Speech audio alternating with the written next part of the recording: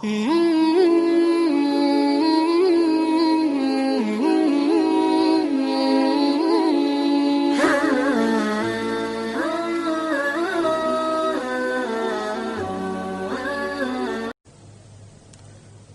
satu keistimewaan Ramadan adalah karena di dalamnya terdapat satu malam yang mempunyai bobot khairun min alfi syahrin. Satu malam tetapi lebih baik daripada 1000 bulan. Kita sebut itu sebagai Lailatul Qadar. Kapan sih Lailatul Qadar itu? Dan bagaimana kita harus menyikapinya? Sepakat sebagian besar para ulama berdasarkan riwayat dari hadis bahwa Lailatul Qadar itu jatuh pada malam-malam ganjil, salah satu dari malam-malam ganjil di 10 yang akhir dari bulan Ramadan. Bisa dia tanggal 21, 23, 25, 27, 29 di malam-malam ganjil dari 10 yang akhir. Inilah rahasia kenapa baginda Rasul kalau sudah masuk 10 yang akhir dari Ramadan, hamparkan, sing-singkan lengan baju, hamparkan sajadah, dan lebih banyak di masjid ketimbang di rumah. Ini bedanya baginda Rasul dengan kita. Kita sudah memasuki 10 yang akhir, gulung sajadah. Tengok 10 yang akhir tuh. Barisan tarawih di masjid mulai mengalami kemajuan. Orangnya makin susut. Sudah berpikir mudik, sudah berpikir beli pakaian baru, sepatu baru, baju buat anak, oleh-oleh buat orang tua, sehingga konsentrasi ibadah buyar. 10 yang akhir Rasulullah sing-singkan lengan baju, hamparkan sajadah, lebih banyak di masjid ketimbang di rumah. Nah, mereka tentu yang ingin mendapatkan Lailatul Qadar, menemukan Lailatul Qadar, harus sudah berniat dan berjaga-jaga sejak awal Ramadan. Jadi tidak bisa pakai ilmu untung-untungan. 20 Ramadan tidak tarawih, 21 berangkat ke masjid, 22 libur lagi, 23 masuk. Kenapa? Wah, ini malam ganjil. Tidak seperti itu moralitasnya. Dia berjaga-jaga sejak awal Ramadan untuk mendapatkan Lailatul Qadar itu. Bagaimana kita harus menyikapi Lailatul Qadar ini? Tentu kita harus melihatnya dari sisi betapa rahman dan rahimnya Allah itu. Maha kasih, maha penyayang, maha pengampun, maha menerima taubat. Umat-umat terdahulu sebelum kita diberikan umur yang relatif panjang. Nabi Adam 2000 tahun. Nabi Nuh 950 tahun. Rata-rata umatnya ya sekian itu umurnya. Jadi secara hitung dagang, kalau 300 tahun mereka bergelimang dosa, kan masih punya stok 400 tahun untuk bertaubat. Umpama hitung-hitungannya harus begitu. Kita umat Nabi Muhammad ini, umat terakhir ini, diberikan umur yang relatif pendek. Bahkan kalau mencontoh kepada Rasul, 63 tahun beliau wafat meninggalkan kita semua. 63 tahun. Taruhlah kita seperti itu. Kalau 40 tahun kita bergelimang dosa, sisa umur cuma 33 tahun, ditebus dengan taubat seperti itu, kan belum seimbang neracanya. Apa dosa lalu harus tidak terampuni? Apa tidak ada peluang untuk melakukan pemutihan terhadap seluruh kesalahan yang pernah kita lakukan? Dari sisi inilah kita melihat makna Lailatul Qadar. Allah yang maha pengasih, Allah yang maha penyayang, seakan tidak langsung saja bilang, "Hei umat Islam, sekalipun umurmu relatif pendek, kau jangan pesimis, kau jangan skeptis. Sekalipun begitu banyak kesalahan kau lakukan, dosa kau tumpuk, dan umurmu relatif pendek, jangan sedih. Aku berikan kepadamu waktu dan tempat yang punya nilai spesifik. Waktu dan tempat yang punya nilai istimewa. Tugasmu memanfaatkan peluang yang diberikan itu. Itu sebabnya ada penggandaan nilai pahala. Sholat berjamaah pahalanya 27 kali lipat daripada sholat sendiri. Beribadah di hari Jumat mendapat tambahan pahala. Sholat di Masjidil Haram di Mekah 100.000 kali pahalanya ketimbang di masjid-masjid biasa. Itu tidak lalu berarti sudah sholat di sana lalu berhenti lagi sholat di mana-mana karena merasa sudah banyak stok. Sudah punya banyak devisa. Bukan itu pengertiannya. Ada ruang dan waktu yang punya nilai istimewa. Kalau kita pandai memanfaatkannya, maka nilai lipat-kelipatan dari ibadah kita itu diberikan oleh Allah Subhanahu wa ta'ala. Itulah sebabnya Allah menyediakan ada bulan istimewa Ramadan. Ada hari istimewa Jumat, ada waktu istimewa sepertiga malam yang akhir, ada tempat istimewa Arafah, Mina, Multazam, Raudhah, Zamzam. Ada waktu yaitu Lailatul Qadar. Satu malam lebih baik dari 1000 bulan. 1000 bulan itu kan 83 tahun. Dan jarang orang sekarang yang mencapai umur 83 tahun. Yang kedua, kita harus melihat Lailatul Qadar ini dari perspektif kita sebagai manusia. Tidak ada orang yang tidak pernah salah. Sengaja atau tidak, kecil atau besar, khilaf atau terpaksa, setiap kita mesti pernah melakukan kesalahan. Ya kepada sesama manusia, ya juga kepada Allah. Salah kita kepada Allah, kita bertaubat langsung kepadanya. Sampai-sampai di hadis kursi dikatakan lau amiltumul khataya hatta mala'atis sama summa nadimtum fataballahu alaikum. Kalaupun kamu berbuat dosa penuh langit dengan dosamu, kemudian kamu menyesal bertaubat, Allah pasti akan menerima taubat kamu. Lalu bagaimana sih taubat yang sebenarnya itu? Kata para ulama, taubat yang sebenarnya itu pertama, meninggalkan perbuatan jahat. Yang kedua, berjanji tidak akan pernah mengulanginya lagi. Yang ketiga, menyesal pernah melakukannya. Inilah 3 syarat utama. Pertama, meninggalkan perbuatan jahat itu. Bertaubat dari minuman, tinggalkan total.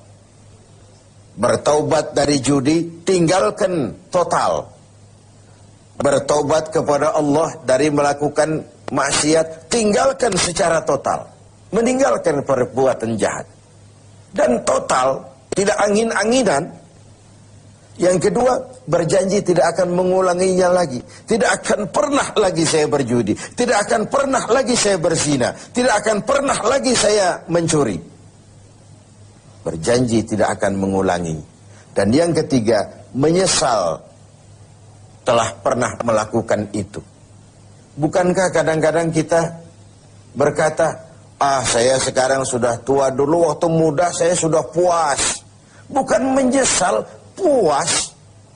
Sekarang saya sudah tua, dulu waktu muda sudah puaslah saya. Sudah pokoknya sudah puas. Bukan puas yang diminta. Menyesal, kenapa dahulu begitu? Kenapa telah melakukan itu? Inilah makna taubat yang sebenarnya. Pemirsa TV7 yang berbahagia. Orang yang beribadah Ramadan dengan baik, melaksanakan taubat dengan benar, diterima taubatnya, pantas dia keluar dari Ramadan, masuk 1 Syawal, pantas jika ia masuk dalam golongan minal aidin wal faizin. Masuk dalam golongan orang yang kembali. Kembali kemana? Kembali kepada fitrah. suci, bersih, seperti bayi baru dilahirkan oleh ibunya, tidak punya dosa kepada Allah, lantaran sudah dilebur oleh ibadah dan taubatnya di bulan Ramadan. Wal faizin, dan termasuk ke dalam golongan orang-orang yang beruntung. Tidak dalam artian yang materialistis, tapi dalam artian memperoleh keberkahan dalam hidup dan keberuntungan di dunia, lebih-lebih di akhirat nanti. Inilah Ramadan, di mana kita selalu mencari nilai tambah dari setiap amal yang kita lakukan. Karena umur yang diberikan relatif pendek, dosa yang kita kerjakan relatif banyak. Kalau neracanya tidak diimbangi dengan upaya mencari nilai tambah tadi, boleh jadi tidak akan ada keseimbangan dalam neraca hitung-hitungan kita di hadapan Allah Subhanahu wa ta'ala. Padahal seimbang saja sudah rugi. Kita ingin masuk dalam fa'amman thaqulat mawazinuhu, orang yang berat timbangan kebaikannya, bukan yang berat timbangan kejahatannya. Adanya nilai keseimbangan ini akan membawa kita kepada keberuntungan di padang mahsyar kelak, di pengadilan Qadhi Rabbul Jalil. Oleh karena itu, dalam setiap langkah di Ramadan, mengisi Ramadan ini, kita tetap berupaya mencari nilai tambah dari suatu amal. Dan amalan itu, bagaimanapun baiknya sudah kita kerjakan, tetap mengacu kepada fa'idha faraghta fansab. Kalau sudah selesai kau kerjakan satu perbuatan, sing-singkan lengan bajumu, bersiaplah untuk tugas berikutnya. Tidak ada puas, tidak ada prestasi puncak.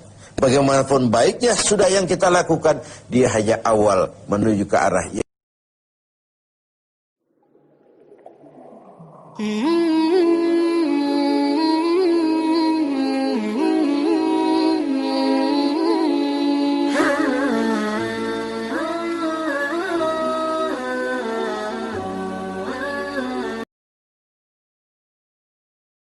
Assalamualaikum warahmatullahi wabarakatuh.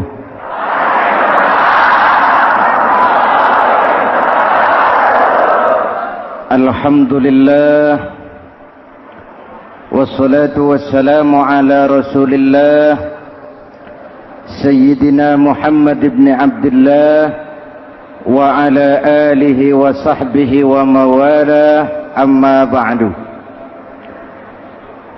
Hadirin hadirat ma'asyiral muslimin yang saya cintai, Ramadan adalah madrasah, sekolah, tempat di mana kita banyak sekali belajar tentang hidup dan kehidupan, supaya kita lebih siap menghadapi hidup, supaya kita punya wawasan, supaya kita mampu melihat persoalan jauh ke depan, supaya kita tidak terjebak pada keuntungan sesaat tapi merugikan jangka panjang. Malam ini saya ingin mengajak kita semua melihat kurikulum Ramadan.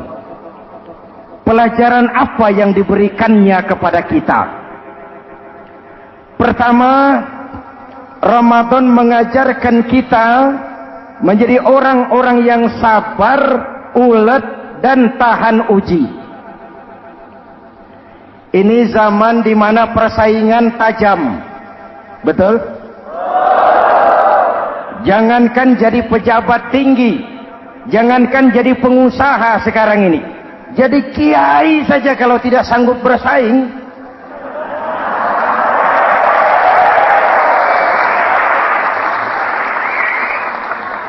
ini bahasa kasar tapi jujur. Karena orang sekarang hidup di zaman banyak pilihan. Akibat persaingan yang semakin tajam, orang sering kehilangan kesabaran. Kepengen cepat kaya, lalu tidak sabar. Makan renten, nipu orang, buka peternakan tuyul, korupsi. Sekarang ini kan lagi santer Bulog Gate jilid 2. Rupanya memang tajam uang Bulog itu. Bulog sudah memakan salah seorang mantan ketuanya, Bedu Amang. Bulog sudah memakan seorang presiden. Sekarang Bulog sedang mengarah kepada ketua DPR. Kita lihat hasilnya.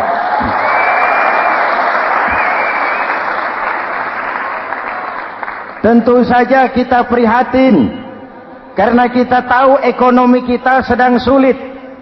Hutang melilit leher, tetapi pada sisi lain kita melihat enak saja uang mengalir puluhan miliar untuk sesuatu yang tidak terkait dengan kepentingan rakyat.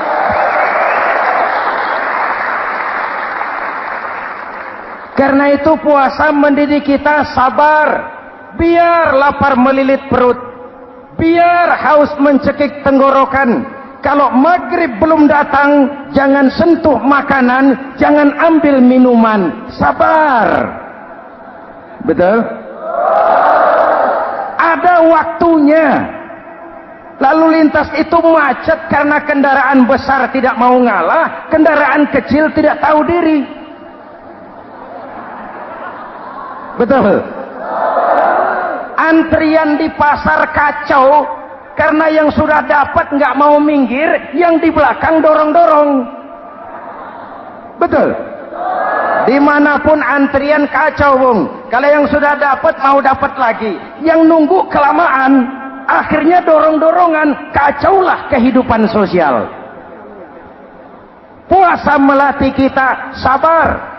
Karena sebagai bangsa kita punya latar belakang sejarah. Kita ini bangsa yang ditempa oleh segala macam kesulitan. Kita 350 tahun dijajah Belanda, sulit.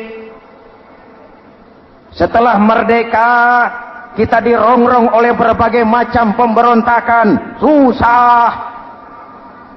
Lalu PKI berontak, susah lagi.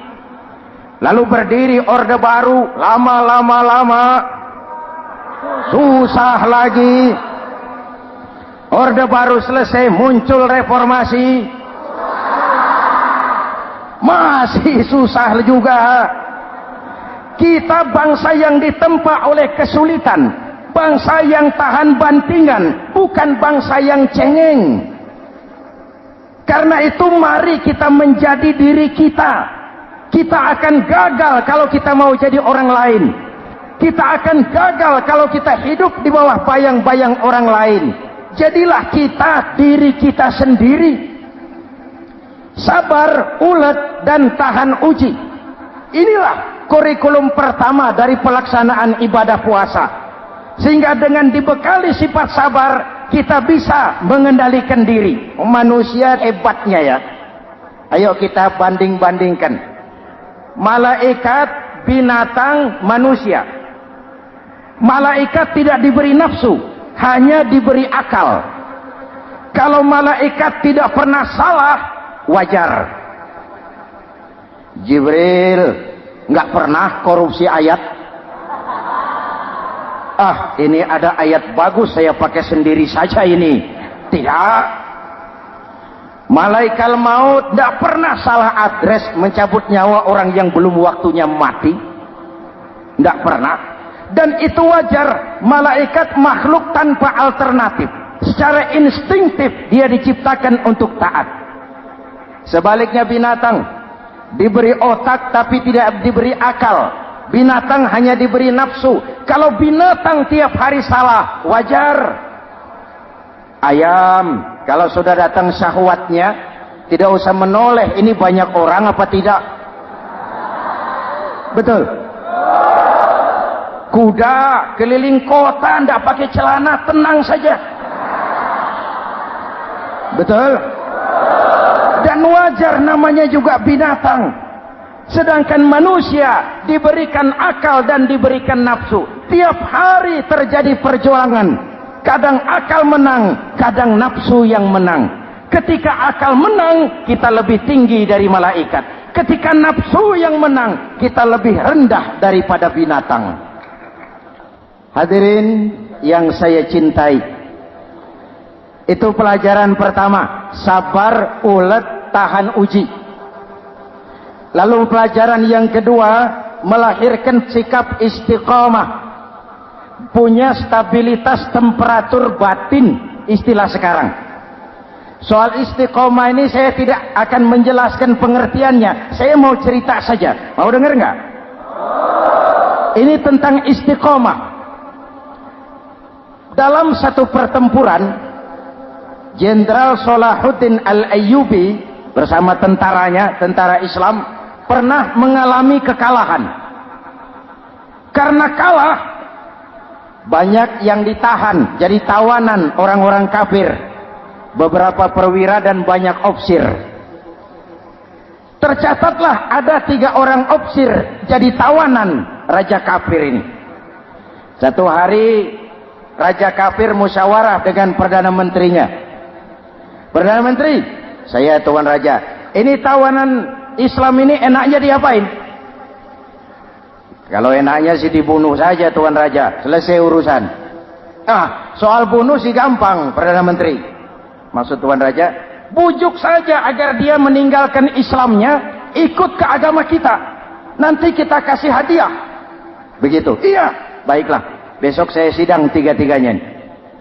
Besoknya ini 3 ofsir disidang di tempat terbuka langsung oleh Perdana Menteri. Mula-mula dipanggil ofsir pertama. Ofsir pertama, ya Perdana Menteri, sini. Baik. Kamu tahu kamu siapa? Tahu. Siapa kamu? Tawanan. Iya, kalau tawanan bisa diatur kan? Diatur bagaimana? Kamu mau nggak ikut saya bersama Tuan Raja meninggalkan Islam agamamu, mengkhianati saudara-saudaramu sebangsa, setanah air, sekeyakinan? Ikut dengan saya, tinggalkan Islam. Nanti kamu akan saya angkat jadi pejabat tinggi, gaji cukup, rumah cukup, kendaraan cukup, istri cukup. Tapi kalau kamu menolak, kamu akan saya bunuh. Tuan Perdana Menteri, ya. Apa Anda menyangka selama ini saya berjuang karena kepengen kedudukan yang tinggi? Nih. Tuan menyangka saya berjuang ini karena kepengen harta yang banyak, jaminan hari depan yang memadai? Tidak, Tuan Perdana Menteri. Saya tinggalkan keluarga, kampung halaman, sanak famili, handai taulan. Saya jihad karena mengharap ridho Allah Subhanahu wa ta'ala. Tapi sekarang kamu tawanan kan? Itu resiko perjuangan. Kamu tidak mau meninggalkan Islam? Tidak. Kamu akan saya bunuh. Silakan. Kamu tidak takut mati? Tidak. Kamu berani? Dari kemarin. Apa dikira baru sekarang saya berani? Tuan Perdana Menteri, saya berharap memang saat-saat seperti ini bisa saya temukan. Ibadah saya sedikit, sholat saya kurang, puasa saya kurang. Barangkali dengan jihad saya bersimbah darah, mati di tangan Tuhan, Allah akan mengampuni dosa-dosa saya dan saya dapat tiket untuk mencapai keridhaannya.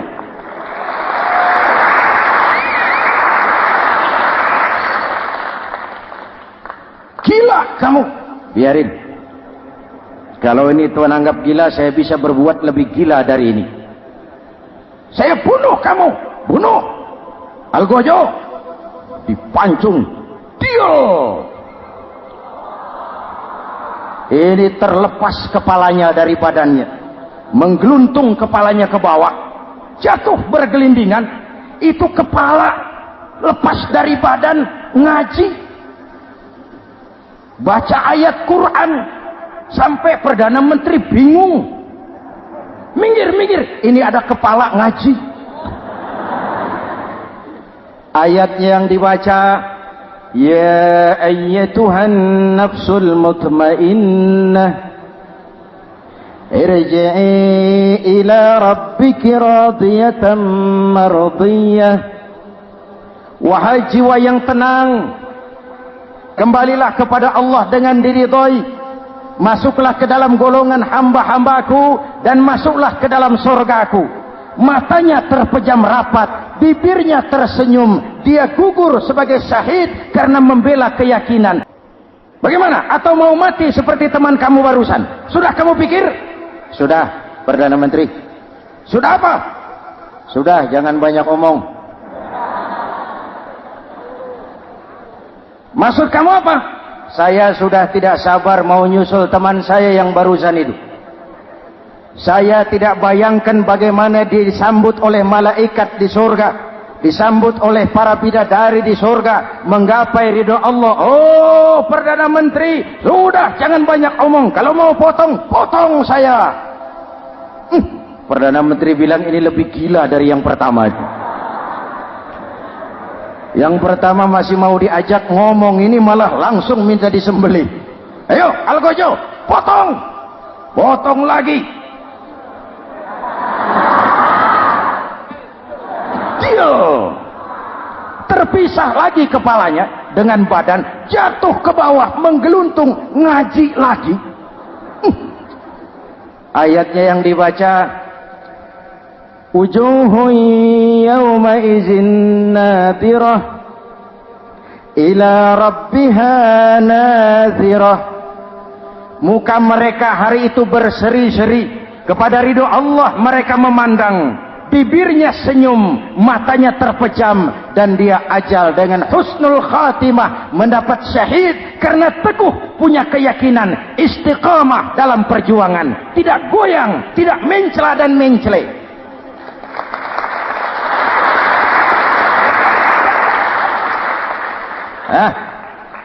Opsi ketiga, sini. Yap, siap Perdana Menteri. Kamu sudah lihat nasib dua orang teman kamu? Sudah. Mati kan? Mati. Kamu mau seperti dia? Oh, tidak Perdana Menteri. Saya tidak mau mati. Daripada matikan lebih baik hidup. Kamu mau ikut saya? Mau Perdana Menteri. Mau. Gaji besar, rumah besar, kendaraan besar, istri.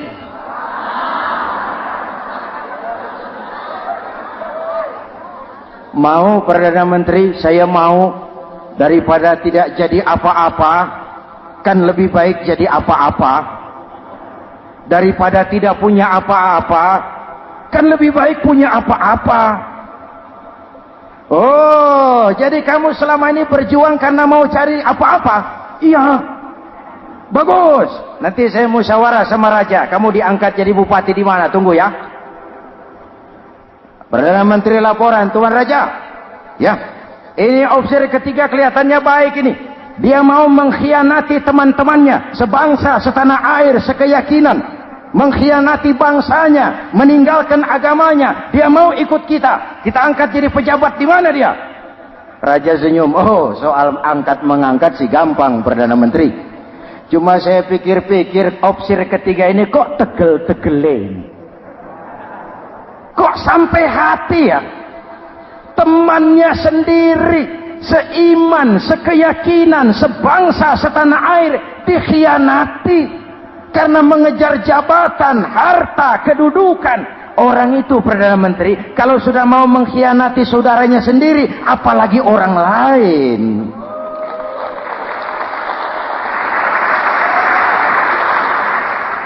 Ini opsi ketiga, ini opsi bejat.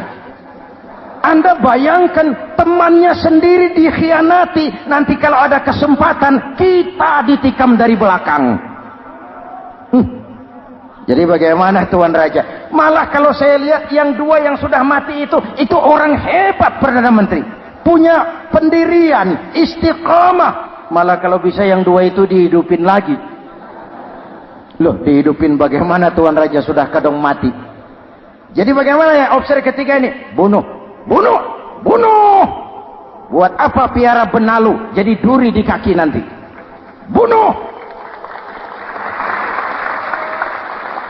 Baik, Perdana Menteri kembali. Opsi ketiga, siap Perdana Menteri. Saya jadi bupati di mana? Bupati. Modar sampean. Loh, saya mau dibunuh. Bunuh. Katanya kalau ikut agama Tuhan, meninggalkan agama kami, saya akan jadi pejabat tinggi. Kamu obsir bejat, kamu tidak punya pendirian. Saudaramu sendiri seagama kamu khianati. Apalagi orang lain, potongan kayak kamu jadi pejabat, rusak negara ini.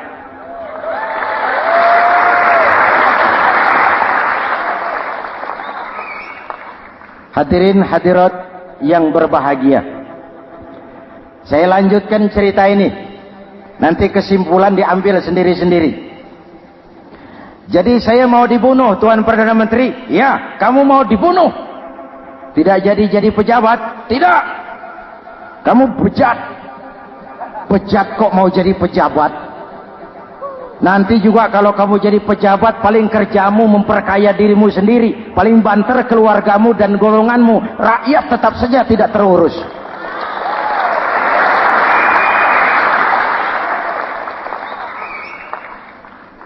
Paling-paling kamu kalau sudah jadi pejabat tinggi, kerjamu cuma membuka, meresmikan, berkunjung. Berkunjung, meresmikan, membuka. Membuka, meresmikan, berkunjung. Lah kapan kamu ngurus rakyatnya? Bejat kamu. Jadi saya dibunuh, bunuh. Iyalah, kalau mau dibunuh ya saya bunuh, tapi saya mau Islam lagi ah. Terserah, mau Islam lagi mau tidak, kamu tetap akan dibunuh. Iya, saya mau Islam lagi. Ayo cepat. Iya Pak, saya mau syahadat dulu. Cepat. Iya Pak, asyhadu macet lehernya. Ayo cepat. Iya Pak, asyhadu tidak bisa mengucap syahadat. Ayo cepat. Iya Pak, asyhadu tidak tuntas mengucap syahadat, golok algojo keburu sampai di lehernya.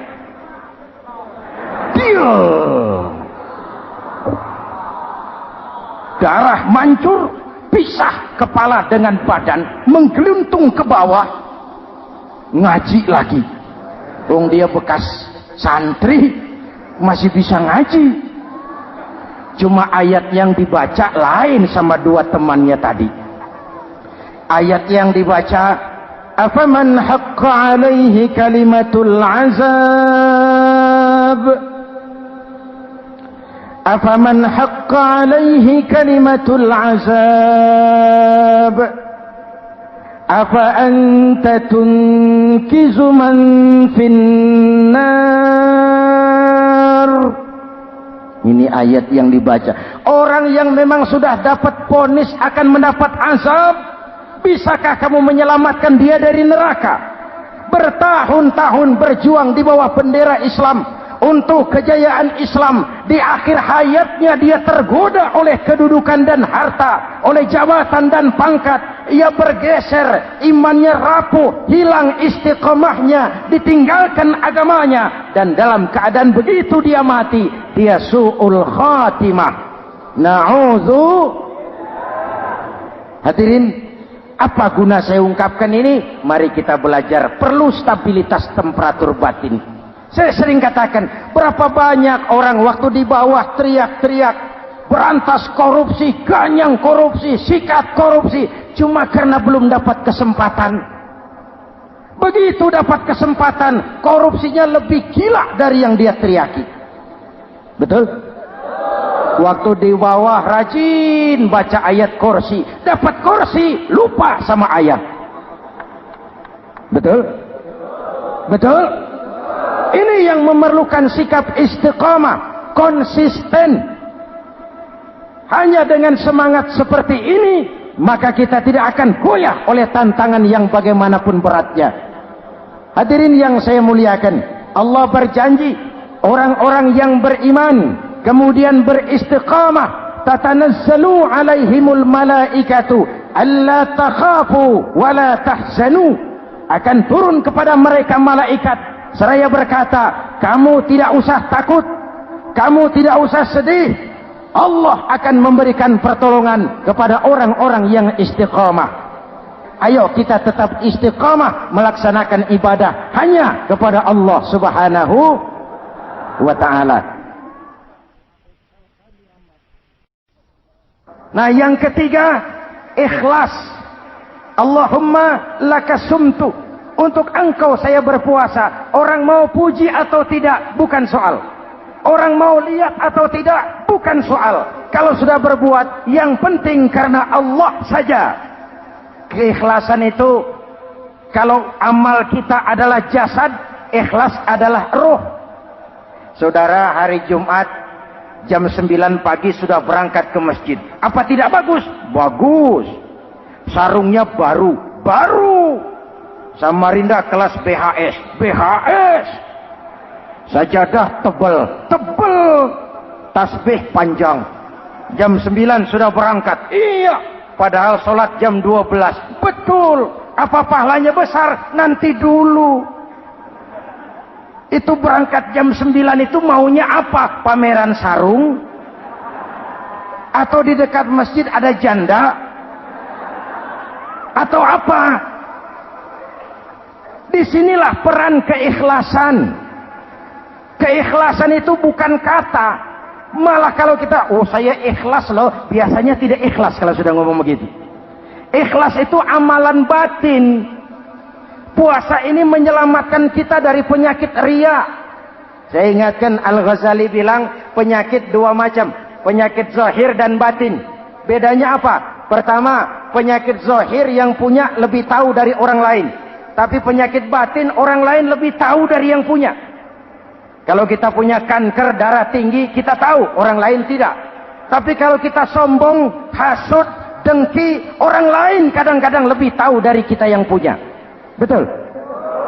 Yang kedua yang dahsyat, sehebat-hebatnya penyakit zahir cuma merusak dunia. Penyakit batin merusak dunia, menghancurkan akhirat. Ginjal mati, darah tinggi mati, tumor mati, kanker mati, leukemia mati, tapi tidak berakibat akhirat. Tidak ada penduduk neraka ditanya, kenapa kamu masuk neraka? Tumor, Pak. Tidak ada. Tidak ada. Sehebat-hebatnya penyakit zahir cuma merusak dunia, tapi penyakit batin merusak dunia, menghancurkan akhirat. Sombong, penyakit batin, di dunia dijauhi orang, di akhirat neraka tempatnya. Kikir, penyakit batin, di dunia dijauhi orang, di akhirat neraka tempatnya. Betul? Maka Al-Ghazali heran, kalau diserang penyakit zahir kita panik, cepat-cepat cari dokter. Tapi kalau diserang penyakit batin kita tenang-tenang saja. Padahal penyakit batin merusak dunia dan lebih hebat lagi menghancurkan akhirat. Maka puasa melahirkan keikhlasan, agar di dalam melaksanakan ibadah cuma kita dan Allah saja. Inilah jiwa dan semangat yang sekarang ini pun sudah mulai menjadi langka. Semuanya karena akhirnya yang subur mental penjilat. Sumuhun dawuh, pasukan kulonuun, barisan asal bapak seneng, pasukan kumaha juragan wae, organisasi oke bos. Kita miskin dengan orang-orang yang punya prinsip, yang berani berkata ya terhadap yang benar, sanggup berkata tidak terhadap yang tidak benar, apa dan bagaimanapun resikonya. Kita terlalu kaya dengan barisan asal bapak seneng, pasukan oke bos, organisasi kumaha juragan wae, dan kita miskin dengan orang-orang yang punya kepribadian, yang tegar dan istiqomah apapun resiko yang dihadapinya. Jadi dengan keluar dari sekolah Ramadan, semangat keikhlasan makin tumbuh dalam hidup dan kehidupan kita. Ibu bapak hadirin hadirat yang berbahagia, itulah makanya puasa disebut ibadah sirriyah, ibadah abstrak, cuma kita dan Allah saja yang tahu. Ini lebih mendorong semangat keikhlasan.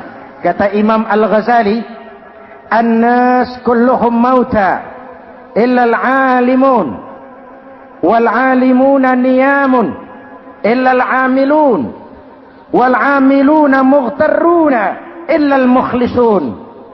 Manusia itu mati kecuali orang yang berilmu. Orang yang berilmu walaupun hidup tidur, kecuali yang mengamalkan ilmunya. Dan orang yang mengamalkan ilmunya banyak yang tertipu kecuali yang ikhlas di dalam mengamalkan ilmunya. Manusia mati kecuali yang berilmu. Yang berilmu walaupun hidup tidur kecuali yang mengamalkan ilmunya. Yang mengamalkan ilmunya banyak yang tertipu, menyangka amalnya sudah banyak, sholatnya sudah hebat, zakatnya sudah luar biasa, jihadnya sudah mantap. Banyak yang tertipu kecuali yang ikhlas di dalam mengamalkan ilmunya. Jadi amal tanpa ikhlas, jasad tanpa ruh. Itulah makanya nuansa Ramadan dengan ibadah puasa mengembangkan semangat keikhlasan di antara kita semua. Mari kita baca doa sama-sama munajat, mohon pertolongan Allah agar kita diselamatkan dari penyakit riya dan ditumbuhkan semangat keikhlasan. Ala hadhihi niyyah wa ila hadratin nabi. Al-Fatihah. Bismillahirrahmanirrahim. Alhamdulillahi rabbil alamin. Ar-Rahmanirrahim. Maliki yaumiddin. Iyyaka na'budu wa iyyaka nasta'in. Ihdinas siratal mustaqim. Siratal ladzina an'amta 'alaihim ghairil maghdubi 'alaihim waladdallin. Amin. Bismillahirrahmanirrahim. Amin. Alhamdulillahi rabbil alamin. Allahumma salli wa sallim wa barik ala sayyidina Muhammadin wa ala alihi wa sahbihi ajma'in.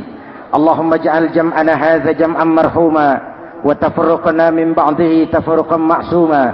Allahumma ij'al jam'ana hadza jam'an mashkura wa tafarruqana min ba'dihi tafarruqan maghfura. Allahumma ij'alna minas su'ada'il maqbulin wa la taj'alna minal ashqiya'il mardudin. Rabbana taqabbal minna salatana wa siyamana wa qiyamana wa takhashu'ana wa ta'abbudana wa tadarru'ana wa tammim taqsirana birahmatika ya arhamar rahimin. Allahumma aslih man fi salahihi salahul muslimin. Allahumma ahlik man fi halakihi salahul muslimin. Ya Allah, dengan sepenuh perasaan dan pengharapan, dengan segala keremahan dan kerendahan, kami bermohon kepadamu, berikan kami kekuatan zahir dan batin, berikan kami kesabaran dan ketabahan, sikap istiqamah dalam mengarungi hidup yang penuh ujian ini. Karuniakan kepada kami pemimpin-pemimpin yang takut kepadamu dan sayang kepada kami. Rabbana hab lana min azwajina dzurriyyatina qurrata a'yun waj'alna lil muttaqina imama. Afdalu ma qultuhu ana wan nabiyyuna min qabli. La ilaha illallah.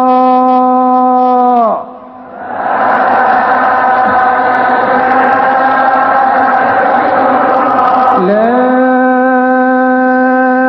ilaha illallah. Barakatuh.